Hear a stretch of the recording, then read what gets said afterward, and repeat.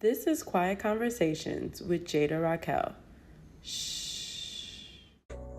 So, we all have parents. Obviously, if we didn't have parents, we wouldn't be here. I wouldn't be here. You wouldn't be here.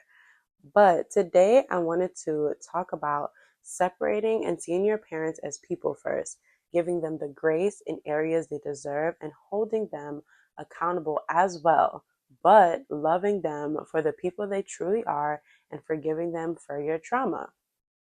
So, I'm breaking this episode down into three categories: seeing your parents as people first, holding them accountable, and also loving them for who they are and forgiving them for your current traumas. Like I just said, so let's get into it. So, I had to learn that we are all living in this world for the first time. There is no handbook, there is no rule book. And with our parents, we sometimes think that our parents should have all the answers just because when we were kids, we kind of looked towards our parents to give them the answers. But now as an adult, I realize that sometimes my parents don't have the answers. And when they don't, I have to kind of figure out the answer on my own. So our parents are living life for the first time. So with that, we have to give them grace, which means they don't know the answers to everything. They don't have the answers to everything. And even if they act and pretend that they do, they don't. They're just as confused as you are. They don't know what to do. And with that, you can give your parent grace by figuring out the problem, the solution to the problem together, or just figuring it out yourself. Your parent doesn't always have to be the savior for you. You can save yourself. You're grown. Figure it out.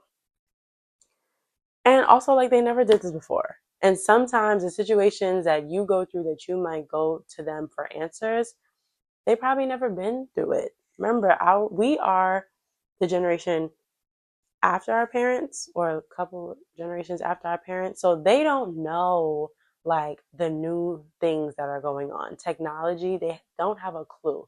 Unless your parents are very hip and aware, they don't have a clue how to, what they call it, the Facebook, the YouTube, the Instagram. They don't know what's going on. They don't know how to like a post. They don't know how to repost. They don't know how to create content. None of that. Well, some of our parents don't.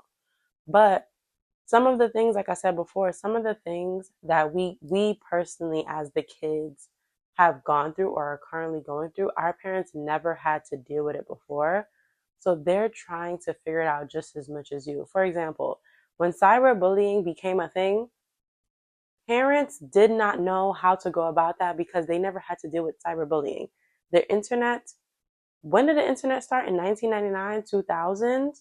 Like, they've never dealt with this before. Our parents, my parents were born in the 70s. So there was no internet back in the 70s. So do with that information as you will. And also be kind. Be kind, give grace, be nice to your parents always and in all ways. And sometimes, hold them accountable for certain things. But I learned that just because you tell someone the truth doesn't mean that the truth has to be harsh when you're telling them. So learn to be kind to your parents, give them grace, but also, you know, tell them the truth. Don't be harsh and be gentle because they're just as sensitive as we are. So, part two, holding them accountable. When we get to a certain age, we begin to parent our parents. I say this all the time. My parents are my kids, and my mom calls my grandfather her kid as well. So teaching them new things in order to be better, like if they want to get into a new hobby, if they want to post content, you teach them how to work socials, how to work Instagram, Facebook, TikTok, all of that. Teach them, be the teacher for them the same way they were a teacher to you when you were a kid. Teaching them new things in order to be better, and also them teaching them like mental health tips, how to be better, how to feel better, telling them about affirmations and all of the things. I have here giving them grace when learning new things, but holding them accountable when they begin to slip. So I say this because if your parent, for example, if your parent comes to you and says, I want to try this new thing, right? And you take the time out of your day to teach them about the thing that they want to get into, you should also hold them accountable when you realize they aren't or haven't been as excited about digging deep into the thing that they were interested in. Similar to like when you were a kid and your parent put you in piano, and 3 weeks in, you like, I don't want to do this no more, but your parent told you, no, you got to stick it through. It's the same thing. If your parent comes to you with an idea that they want to execute, and they start, pushing it to the side and not, not interested anymore, you hold them accountable. Hey, I thought you was interested in doing X, Y, and Z. How come I haven't seen you working on that?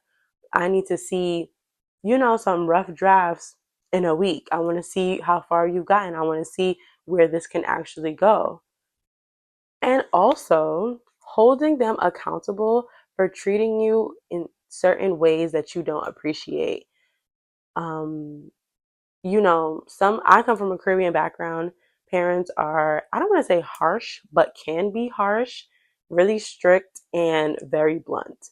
And as I got older, I started to realize that I don't like that.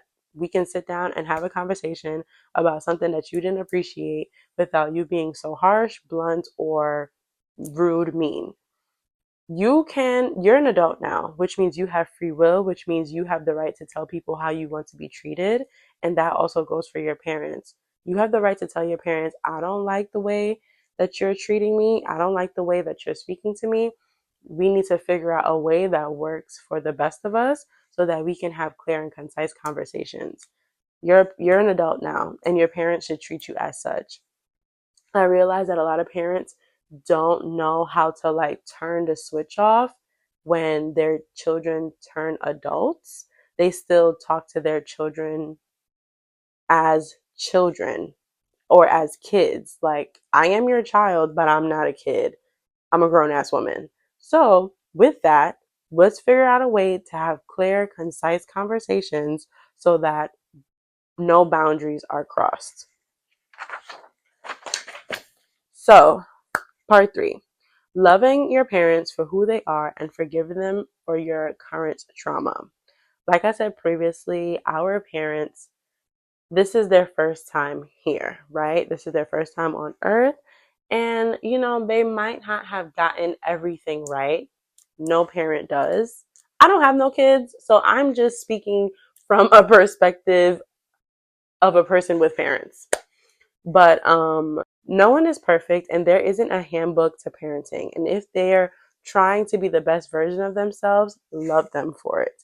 Give them grace, give them grace, give them grace. Be kind, like I said earlier.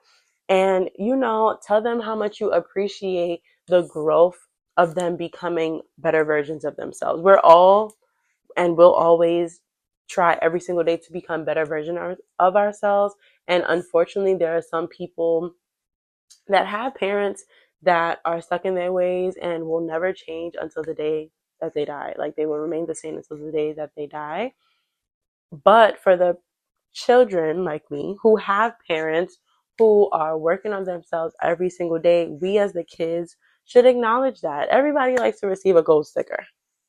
Let's be for real. Everybody likes to receive a gold sticker. So sometimes telling your parents how much you appreciate their growth and their journey may go way longer of a way than you think. And everybody wants to be acknowledged, to be honest. And sometimes when we're working on ourselves, we don't even realize how much growth we've accomplished. So hearing that, especially, I'm pretty sure like a parent hearing that from their child, they would feel over the moon and be over the moon and say, wow, like, like my kid really, I've really been working on myself for a while now, and my kid or kids have acknowledged that this is just the fire lit underneath me to keep going. This is just the change that people are seeing that I probably haven't seen myself. So acknowledgement goes a long way. Accepting people for who they truly are could go both ways. Good when you see your parent trying to be better and working towards it, and bad when parents refuse to change their negative behaviors. You would still have to love or accept them for who they are and make a decision on where they stand in your life. So, back to what I was saying with being acknowledged, if your parent chooses to remain stagnant, doesn't want to change, or continues to be nasty and rude to you, you have to make a decision as an adult with free will on where they stand in your life. Do you want a parent that is mentally abusive in your life constantly, or do you want to like keep them at a distance? You have free will. Do with that information as you will. Or do you want a parent in your life that's working on themselves and being the best version of themselves? Again, you have the free will to figure out if you want them in your life or not. And with that, you can choose and go from there. Moral of the story, and let's reel this back in. We want to separate our parents from the parent role and see them as individuals. We want to put them as people first, hold them accountable, and lastly, loving them for who they are and forgiving them for their current trauma. And also on the last current trauma part, yes, our parents probably didn't get it right, and we probably do have trauma that we held on to from our childhood, but now as grown ass adults, it is your responsibility to fix your trauma.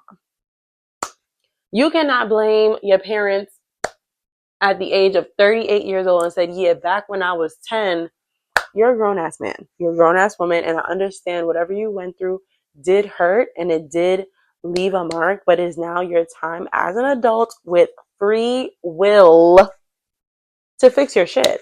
It is your time as an adult to go to therapy. It is time as an adult to talk to someone, journal, listen to the podcast that you need to listen to the self-help that you need to listen to, and figure out a way to get past and get through the trauma that you have as an adult with free will. So with that being said, thank you so much for listening and tuning into this episode. All of the episodes will be a quickie. I just want to get in and out. You know what I'm saying? Thank you so much. Please make sure to follow at the Quiet Conversations Pod on Instagram and TikTok. Video content will be coming soon, so please stay tuned for that. My name is Jada Superville. Thank you for tuning in to this week's episode. Bye.